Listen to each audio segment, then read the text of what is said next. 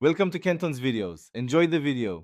You'll begin by ensuring prerequisites are satisfied. Chrome should be up to date, and your GPU drivers updated so Webgl has hardware support. Once done, open Chrome settings and navigate to System. Make sure use hardware acceleration is on because Webgl relies on GPU.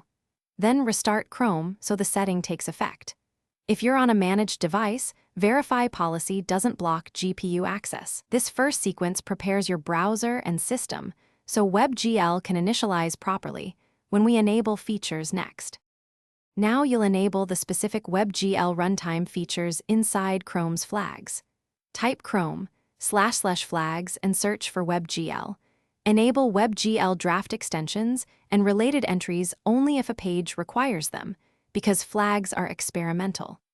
Also check for Override Software Rendering List and enable it to force GPU acceleration when Chrome blocks it by default. Relaunch Chrome after each important change so the browser restarts with the new behavior. Keep in mind experimental flags can affect stability. Finish by verifying Webgl is active. Open Chrome//GPU in Chrome//Webgl to confirm the renderer shows your GPU and that Webgl is hardware accelerated.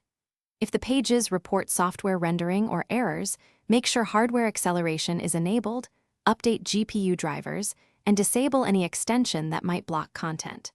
If problems persist, try incognito or create a new profile to isolate settings. One key troubleshooting tip: resetting Chrome settings to defaults often clears flag misconfigurations that prevent Webgl from initializing properly.